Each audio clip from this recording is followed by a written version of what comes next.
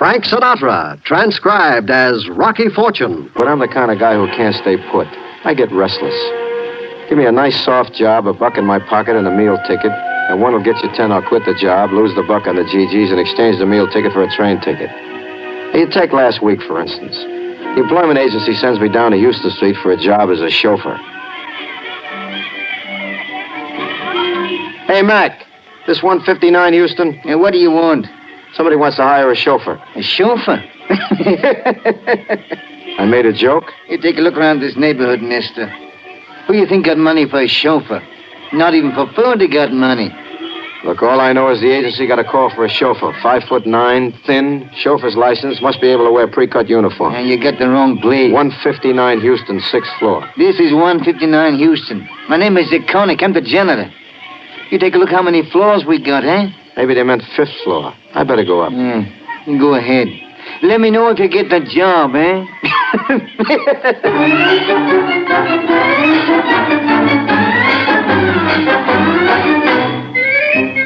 This don't look like chauffeur land to me, but I figure I already blew a subway token to get here, so I leg it up 4 flights of stairs left over from a Charles Adams cartoon. As I am rounding the turn at flight number 5, a funny-looking little guy steps out of the shadows. Hey, buddy. Yeah? You got change for a buck. Sure. Here. Thanks. Hey. Huh? Where's the clam? Here. Oh.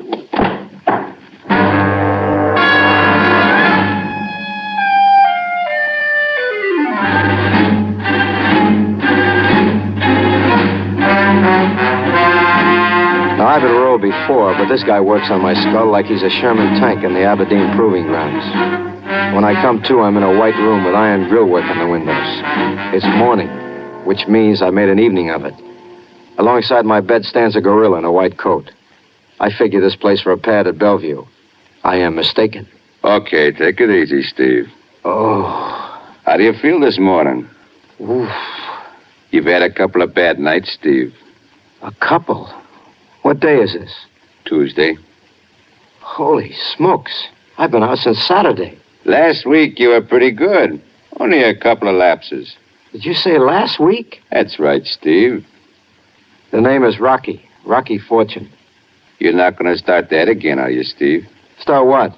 That Rocky Fortune bit. Dr. Harris wouldn't like it. Listen. Oh, what a hangover. Take it easy. Look, where am I, Buster? Mount Kenzie Rest Home. Mount Kenzie. Is that in the Bronx? It's near Denver. Denver? Denver, New York? Denver, Colorado. Okay, buddy. If the joke's over, I'll take my clothes and get out of here. Joke, Steve? Joke, Jake. Give me the clothes. I'm afraid I can't do that. Not without Dr. Harris's order. Will you tell the good doctor that Rocky Fortune wants to have a word with him? Now, if you're going to insist on that, Steve, I'm afraid we'll have to try the treatment again. What treatment? Come along. Take the hands off, Buster. You're etching the epidermis. You coming along? Not if I can help it. Okay.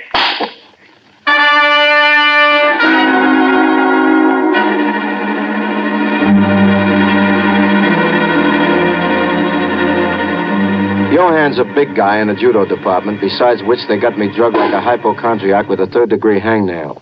He drags me into a white tile room and starts to massage my head with a fist like a sledgehammer. Only this bum's got a new wrinkle. First he puts a pail on my head, and then he hits the pail. After 20 minutes of this, I begin to feel like the main bell on St. Mary's at Christmas morning.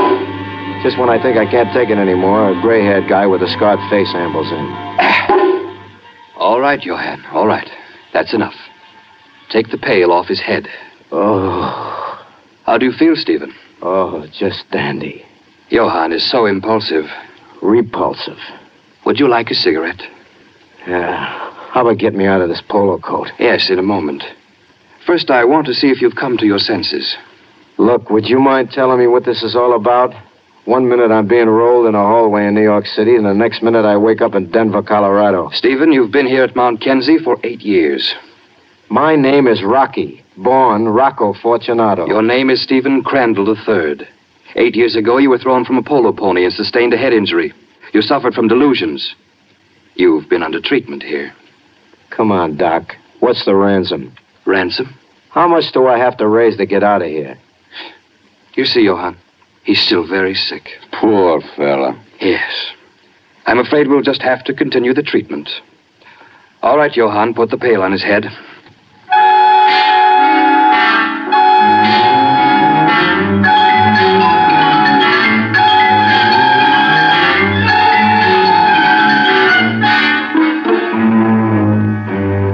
Now, once again, what's your name? Rocky. And if you don't like it, you can... All right, Johann.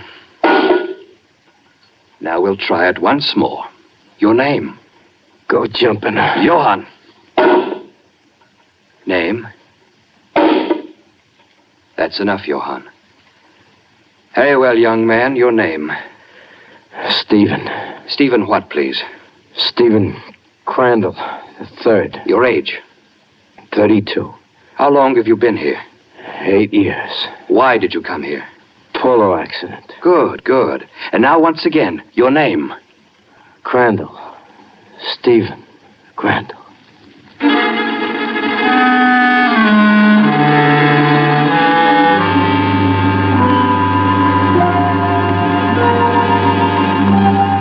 By the time Johann and the phony doctor decided to call it a night, they almost had me convinced I was Stephen Crandall. Pardon me, the third. They doped me up again for the night, and next morning we covered the course again. Good morning, Stephen. You slept well? I had a funny dream. So? I dreamed I was a guy named Rocky Fortune.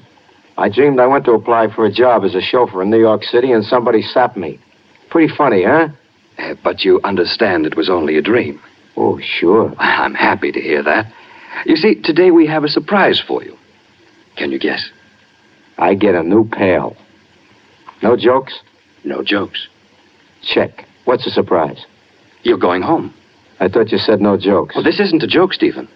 I feel you're ready to leave at last. We're going to let you go home, on trial, of course. Now, at the first sign of your delusion that you are someone other than Stephen Crandall, I'm afraid you'll have to return. When do I fly? Tomorrow morning. Johann will accompany you.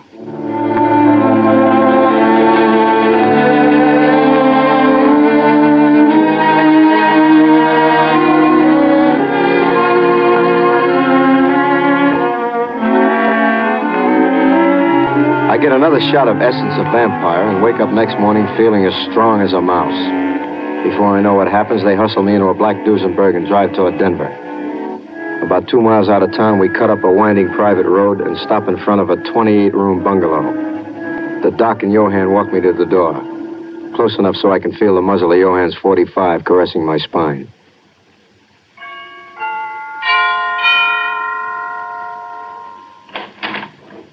The door is opened by a medium-sized butler right out of Dickens, with side whiskers and all. Yes, gentlemen. Hello, Deems.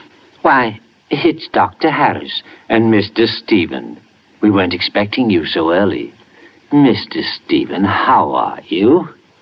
Speak up, Steve. Oh, fine, Deemsy, old man. Just peachy. Come in, sir. Come in. Welcome home. Thanks. Have a seat, Mr. Stephen. I'll inform Miss Laurie you're home.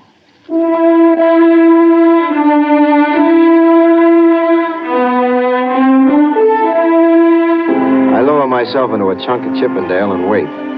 My head aches and everything looks like a 3D movie without glasses. After a couple of minutes through the blur, I see a dame come floating down the staircase.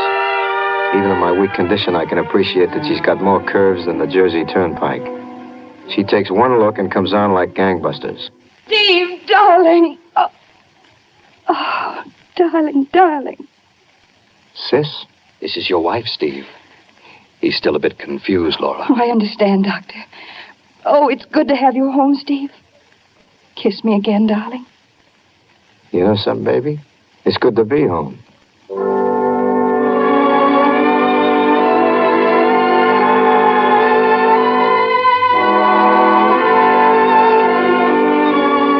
We go into a clinch again, and I am just beginning to enjoy my new identity when Deemsy clears his adenoids and announces... Excuse me, Miss Laura. Judge Harley is calling. The judge here? Well, Dr. Harris, is it all right? Judge Harley is an old friend of the family, isn't he? Oh, yes, he's known Stephen since he was a boy. But I think it'll be all right. Just behave yourself, Stephen. Oh, sure. Very well, Deems. Show him in. Yes, ma'am. Remember, Stephen. How can I forget? This way, Your Honor. Laura, well, and Stephen. I heard you were coming home, but I didn't expect I'd actually find you here. How are you, my boy? Great. Just great. Let me look at you. Oh, he's changed, Laura. Thin. Ought to eat more. Well, I expect 8 years in a way. It can change a man. Even 8 hours can do it. Very thin indeed. You know, I hate to see a thin man or a woman. This is Dr. Harris from the rest home and his assistant, Mr. Fiddler. Judge Harley, gentlemen. How do you do, Judge? I won't intrude. I just dropped by to see how you were progressing with your personal bankruptcy. My attorney will file in a week or so, Judge. Yes, well, it mustn't delay too long, you know. As a friend, I'll hold back the flood as long as I can, but creditors will be creditors. Yes.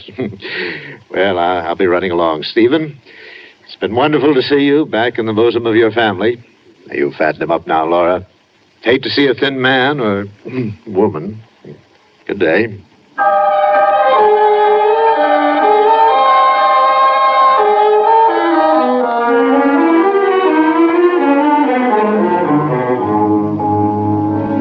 I give the judge a couple of seconds to leg down to his black limousine, which I can see through the French window. I toss a haymaker at Johann and pull an Esther Williams through the casement. I land in a bramble patch, Natch, just as the judge gets to his car. Judge Harley, hold it. Stephen, what is it? Get in the car, I can't talk now.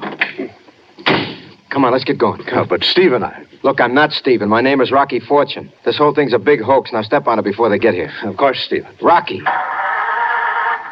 Strange, it won't start. The ignition's not on. Okay, hold it. Don't try to get away, Steve. Fat chance. You okay, Judge? What happened? Steve here tried to do away with himself. Right out of the window. Lucky it was the first floor. What was he telling me about being Rocky something or other? Oh, he's Rocky, all right. Judge, listen. Call the Gridley Employment Agency in New York, will you? Steve, you know what I got in my pocket. Now, be a good boy, and I'll give you some candy. Okay, Ape Man. You win. This time. Sorry to have troubled you, Judge.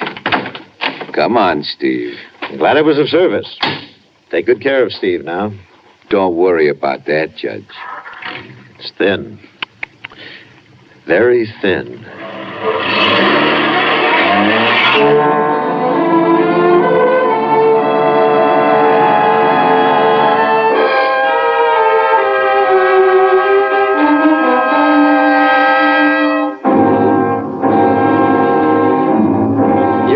Me back into the house like a piece of stale mackerel, and the good doctor immediately slips me a needle full of wink and blink and a nod. Yeah, there we are. Oh, the poor darling, he's all scratched up. Let me take him up to our room. Yeah. My dear, you see how unstable he is. I'm afraid he'd better be in a separate room. Johann will stay with him. But we haven't seen each other for 8 years. Yeah. I'm sorry, Laura. As his physician, You're no more physician than I am Steve Crandall. Baby, they're trying to put one over on you. I don't know why. Johann. Yes, Doctor.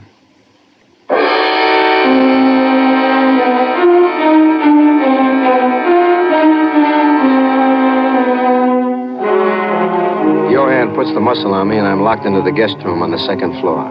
By the time we reach the door, my head feels like the steam room at an all-night Turkish bath. I get my ear on the pillow and pass out. Rocky. Hmm? It's me, Laura. I've been waiting for you. I've arrived. Kiss me, Rocky. Why not? Say, that's nice perfume. I'm glad you like it. Makes me sleepy. Sleep. Smells like marsh gas.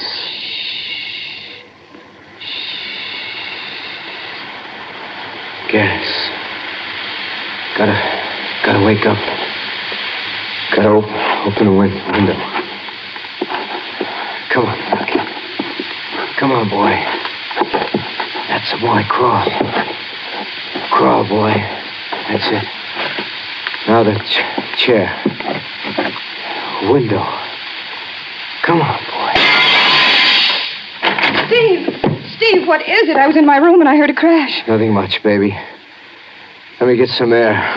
Well, you're sick. I ain't healthy. Whew. Turn off that gas heater, will you? Where's Johan? He's downstairs with Dr. Harris. Well, Steve, what happened? Nothing. Your friend Johan tried to fit me for a casket, that's all. Steve. I am not Steve. Let's get it straight, honey. Whew. Before Muscles gets back. My name is Rocky Fortune. I'm a ringer. The doc and Johan are trying to pass me off as your husband. You ought to know better. I do. It's a nice time to say so. Well, I didn't dare. They threatened to murder me. Okay, let's have it. My husband committed suicide in their sanatorium some months ago. He carried very heavy life insurance. Naturally, we couldn't collect on a suicide. Johan and the doctor decided that they wouldn't report the death. They got you to take Steve's place. I begin to get it. I have an accident, you collect double indemnity, and they pry you loose from the money. They forced me into it. Okay, we gotta get out of here, baby. But they'll kill us. Not if they want me to look like an accident, they won't. I'm worth a lot of loot, kid. Well, how can we do it? Is there anybody in the house you can trust? Deems. Fine. Get to him, tell him to have a car ready in front of the house in exactly 5 minutes. Where's Johan and the doc? Downstairs. Probably give me plenty of time to soak up the ether. Okay, look, go down, tell them I'm lying here dead. When they come up, you get out to the car. Got it? Yes. Wish me luck. Good luck, Steve. Rocky. Good luck, Rocky.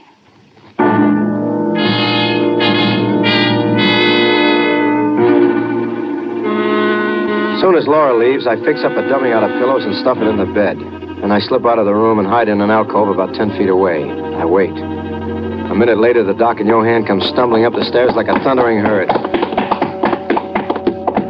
I let them rush into the room, take 2 giant steps, and lock the door behind them.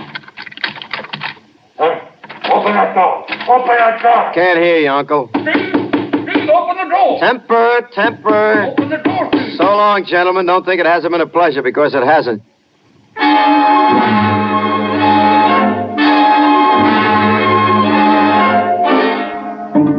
I am down the steps like a grasshopper in a granary and on my way out when I see the telephone and get a sudden inspiration. Operator, Operator, I want the municipal courthouse. Judge Harley, it's an emergency. I'll connect you with information. I said emergency, baby. If it's an emergency, baby, I'll give you the hospital. I'll settle for information. Make it fast.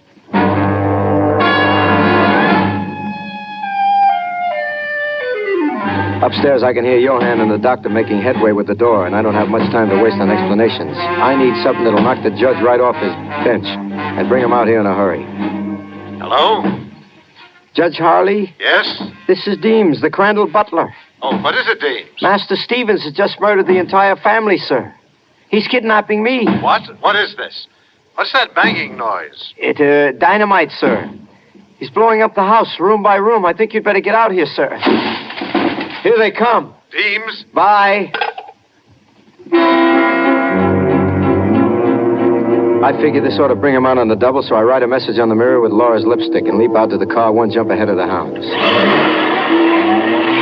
Are you all right, Rocky? Fine. What took so long? Had to call my bookmaker to insure a bet. What about the doc and Johan? On the inside, looking out. Head for the local constabulary, Deems, the old sock. Yes, sir. I spend the next few minutes gazing fondly into Laura Crandall's lavender eyes, and she gazes back. I can see the fine blue blood surge to her cheeks, and on her, a blue surge looks pretty good. I'm ready to surrender to the beast in me when Deemsy makes a screaming turn off the main highway and pulls to a stop 10 feet from the edge of a cliff. Hey, what gives? There's been a car following us, sir. I didn't see any car. If I may say so, sir, you weren't paying much attention. All right, let's get going. I'm afraid not, sir. Listen, egghead, I said let's get... You were saying? Put down the gun, Deemsy. I'll give the orders, Mr. Fortune. Get out. Wait a minute, what is this? Just step over to the edge of the cliff, if you please. What if I don't please? You take on weight all of a sudden. He means it, Rocky. Okay. Mind if I ask what happens next, or am I being naive? Next, Mr. Fortune, you accidentally fall off the cliff. The car follows you. Accident. Double indemnity. Exactly. Now, turn around. What makes you think they're going to believe it? You're suicidal. Even Judge Harley saw you go through a window.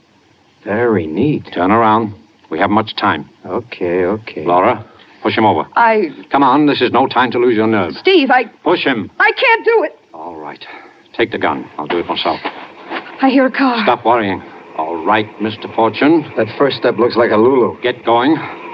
Wait, listen. A police car. Come on. Okay, hold it. Hold it or I shoot. Steve, watch out for the cliff. Oh, no. Grab her. I've got her. Let me go. Take it easy, baby. You all right, Mr. Fortune? I'll let you know later. Right now, I'm a little numb. We picked up the car and then lost it again. What convinced you I was telling the truth when I called? I know you weren't Stephen Crandall the first time I laid eyes on you. I also know I couldn't do anything about it at the time. When you phoned me before you left the house a few minutes ago, I'd already checked the employment agency in New York City. You're lucky we picked up the car. What about the guy who fell off the cliff, Judge? Is he dead, Sergeant? Well, I didn't have a chance. Who is he? As far as I know, he's the Crandall butler. You got it wrong, Judge. You know him? I think if you take off those phony side whiskers, you'll find out he's the guy I was supposed to impersonate, Steve Crandall. What? Blossom here called him Steve just before he took the Brody. Laura, is it Stephen? Yes. Why did you do this? We had no money when Steve left the institution. He cooked up this scheme with the doc and Johan to cash in on his own insurance. Next time I answer an ad for a chauffeur, remind me to make sure they want a live chauffeur, not a corpse.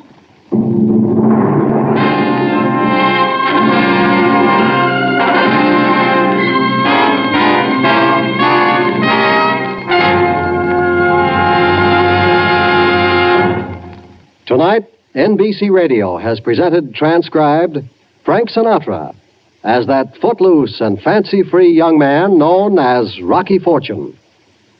Others in the cast included Francis Urie, Maurice Hart, Jack Mather, Herb Ellis, Stanley Fraser, Lynn Allen, and Stephen Chase. Andrew C. Love directed. Eddie King speaking. Now, to tell you about next week's adventure, here's Frank Sinatra as Rocky Fortune.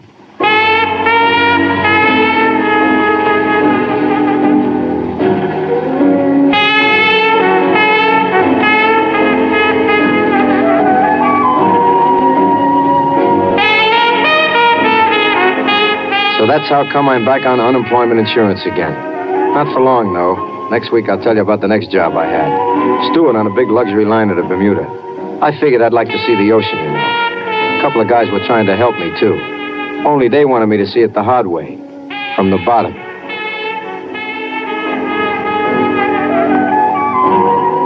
Next week, then, tune in again when Frank Sinatra returns as Rocky Fortune.